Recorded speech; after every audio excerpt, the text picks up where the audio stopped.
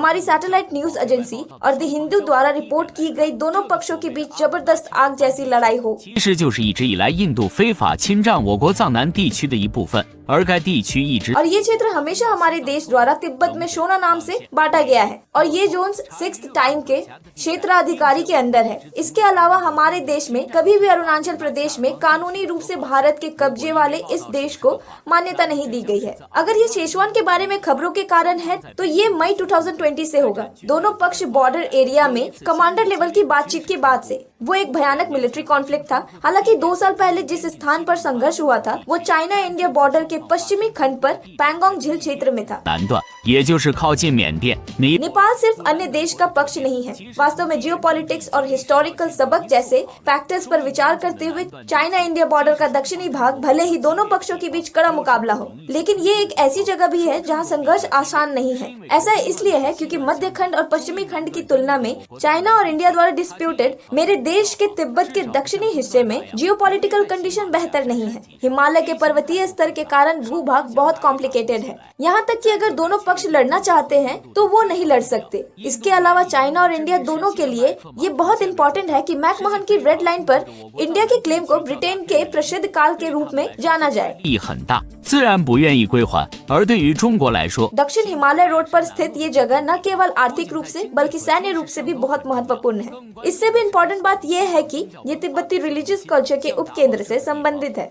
इस स्थान की प्रतीक्षा करें जहाँ छठे दलाई लामा चैंगयांग का जन्म स्थान था। तिब्बती कॉम्पैट्रियट्स की संस्कृति में इसका एक विशेष दर्जा है। इन फैक्टर्स ने चाइना को प्रेरित किया, चाहे कीमत कोई भी हो, कितना भी समय लगे। वास्तव में इंडिया द्वारा नियंत्रित क्षेत्र को वापस लेना निश्चित है। इंडिया पीछे हटना नहीं चाहता, लेकिन चाइना भी पीछे हटना नहीं चाहता। दोनों पक्षों के बीच कॉन्फ्लिक्ट स्वाभाविक रूप से भयंकर है, कई कारणों से। सबसे पहले इस क्षेत्र की जियोपॉलिटिक्स रिलेटिवली कॉम्प्लिकेटेड है, चाइना और इंडिया और नेपाल को छोड़कर। एक बार अगर ये कॉन्फ्लिक्ट शुरू हुआ तो बस ये एक बड़े युद्ध का रूप ले लेगा, वो भी 4 देशों के बीच। इसे संभालना मुश्किल है। दूसरा कारण है mid 1962 Indian border self defence counter attack. यही लड़ाई सबसे भयंकर है।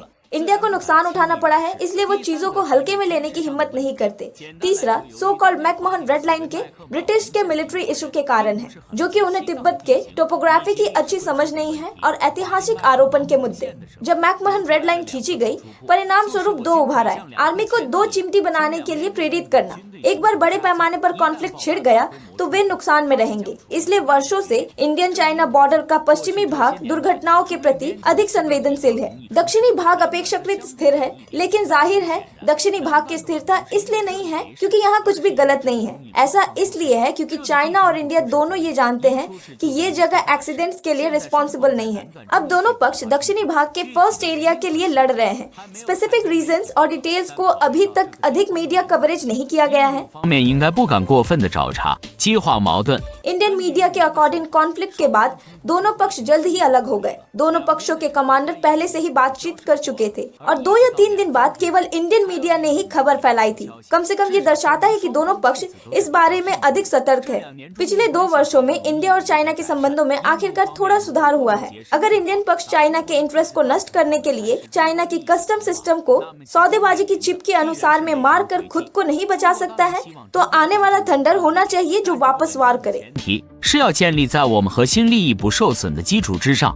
टेरिटोरियल इंटीग्रिटी के मूल इंटरेस्ट ये स्पष्ट रूप से कुछ ऐसा है जिसे हिलाया नहीं जा सकता। चाइना पीसफुल राइज की पॉलिसी अपनाता है, लेकिन अगर कोई इसे फायदा उठाने के अवसर के रूप में देखता है तो वो गलत है। तो क्या ये घटना इंडियन अपॉर्चुनिज्म का एक चारा है? ये चाइना की तरह बनना चाहते हैं? सच कहूँ तो करंट इंडियन गवर्नमेंट को इतना शॉर्ट साइटेड नहीं होना चाहिए। अभी कुछ समय पहले ही इंडियन फॉरेन मिनिस्टर जयशंकर ने भी अपने फ्रेंच काउंटर पार्ट के साथ मीटिंग में कहा था चाइना के साथ संबंधों को सामान्य बनाने को बढ़ावा देना इंडियन पॉलिसी का फोकस है। फॉरेन पॉलिसी में अचानक इतना बड़ा मोड़ लाना इम्पॉसिबल है, लेकिन इंडियन सेंट्रल गवर्नमेंट और लोकल गवर्नमेंट के बीच भी पहचान, यहाँ तक कि इंडियन गवर्नमेंट का अपनी सेना पर नियंत्रण की डिग्री भी क्वेश्चनेबल है।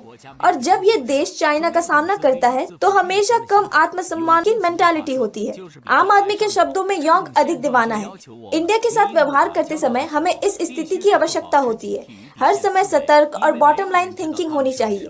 क्योंकि कोई नहीं जानता कि वे कब किसी इनएक्सप्लिकेबल कारण से आफत आ जाए। लेकिन कई तरह के डाउट्स हैं, हमेशा प्रचार करना पसंद करते हैं। इंडियन गवर्नमेंट जो पब्लिक की ओपिनियन इकट्ठा करने के लिए विभिन्न अवसरों का उपयोग करती है, न केवल वो इसे लोकी रखना चाहते हैं, न केवल इंटरव्यूड ऑफिशियल्स अपना नाम नहीं बताना चाहते थे। यहाँ शायद 3 कारण हैं। पहला, किसी भी पक्ष के पास युद्ध शुरू करने की प्रेरणा नहीं है और वो लड़ना नहीं चाहते, इसलिए हम सभी इस घटना के प्रभाव को नियंत्रित करने की उम्मीद करते हैं। दूसरा, अकॉर्डिंग टू करंट रिपोर्ट्स, दोनों पक्षों के बीच संघर्ष का पैमाना छोटा था और कोई मौत नहीं हुई और दोनों पक्षों ने संघर्ष के तुरंत बाद जाने का फैसला किया। इससे पता चलता है कि फ्रंट लाइन के दोनों तरफ के टॉप एग्जीक्यूटिव्स अधिक विचारशील थे। तीसरा आधार, इंडियन मीडिया के अनुसार चाइना और ब्रिटेन के बीच मिलिट्री कमांडर्स की 16 राउंड की मीटिंग हो चुकी है। मिलिट्री चीफ्स की मीटिंग अभी जारी है। इनफैक्ट हर कोई नेगोशिएटिंग टेबल पर प्रॉब्लम्स को सॉल्व करना जानता है। ये युद्ध से तो बेहतर है। गर्म मिजाज वाला इंडिया भी जानता है कि ईस्टर्न पावर पाकिस्तान तो नहीं है। इंडिया से कई गुना बड़ा ये वास्तव में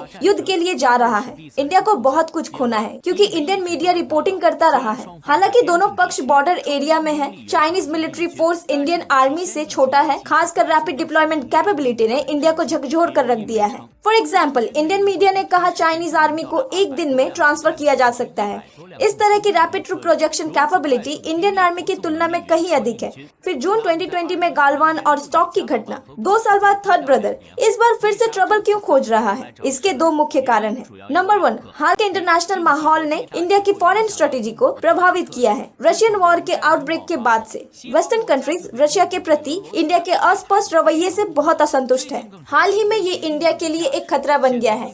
अब इंडिया पर सिचुएशन को बैलेंस करने के लिए वेस्ट का दबाव है। इंडिया ने न केवल अपनी प्रो रशिया वॉइस को कम किया, साथ ही इसने चाइनीज पक्ष को और मजबूत किया है। सिंपली इंडियंस वेस्ट को एक अस्पष्ट प्रॉमिस दे रहे हैं, लेकिन रशिया के प्रति इंडिया के रवैये को देखते हुए अमेरिकन खुश नहीं है। फिर भी वो मुस्कुराते हैं क्योंकि यूनाइटेड स्टेट्स लंबे समय से ईस्टर्न पावर का सबसे बड़ा विरोधी रहा है। ईस्टर्न पावर्स को शामिल करने के लिए मददगार के तौर पर अमेरिकन इंडिया को नहीं खोएंगे। इसलिए यूनाइटेड स्टेट्स और इंडिया अभी साथ में काम कर रहे हैं। उदाहरण के लिए अमेरिकन और इंडियन ट्रूप्स हाल ही में हमारे बॉर्डर से 100 किलोमीटर से कम की दूरी पर है। लोकल गवर्नमेंट ने 2022 युद्ध की तैयारी नामक एक संयुक्त अभ्यास शुरू किया अमेरिकन के समर्थन में। इंडियंस बहुत कॉन्फिडेंट होते हैं चाइना इंडियन कॉन्फ्लिक्ट के अलावा नेगोशिएशन टेबल पर ईस्टर्न पावर्स को कंसेशंस देने के लिए मजबूर करे। इंडिया का रशिया के साथ कुछ विवाद भी था।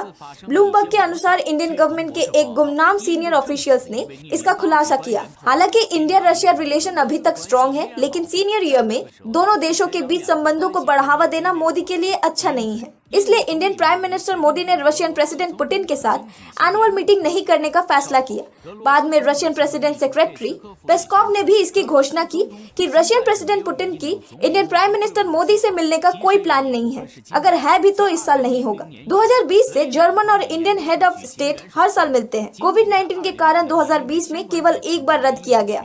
विश्लेषकों का मानना है Indian prime minister Narendra Modi ने रशियन प्रेसिडेंट पुतिन के साथ मीटिंग कैंसिल कर दी। रशियन प्रेसिडेंट व्लादिमीर पुतिन की टिप्पणी, पुतिन ने वर्ल्ड वॉर की घोषणा की और युद्ध के बढ़ने का खतरा। रशिया ने WMD और न्यूक्लियर वेपन्स को नष्ट कर दिया क्योंकि सेल्फ डिफेंस ड्रॉस हिट होने पर पर्यावरण को लॉन्च करता है। ये देखते हुए कि रशियन स्ट्रेटेजिक बॉम्बर बेस पर अभी क्रेन फ्री ड्रोन द्वारा हमला किया गया है। विश्लेषकों का मानना है कि ये पुतिन की स्पेशल मिलिट्री ऑपरेशंस में परमाणु हथियारों का उपयोग न करने के लिए पुतिन की एक धमकी है, क्योंकि स्पेशल मिलिट्री ऑपरेशंस जारी है, विशेष रूप से दुनिया भर से रशिया का आइसोलेशन। इंडिया को शायद यह एहसास हो गया है कि रशिया के क्लोज रिलेशनशिप की कीमत उसकी कमाई से अधिक हो गई है। अब ये जानबूझकर रशिया से दूरी बनाने लगे हैं। इस सितंबर की शुरुआत में संघाई और संगठन शिखर सम्मेलन में Indian prime minister Narendra Modi ने इंडियन गवर्नमेंट की पोजीशन को बताया। पुतिन से यूक्रेन की स्थिति में शांति की घोषणा करने का आग्रह किया। मेरा कहना है कि इंडिया वास्तव में दो तरफा है।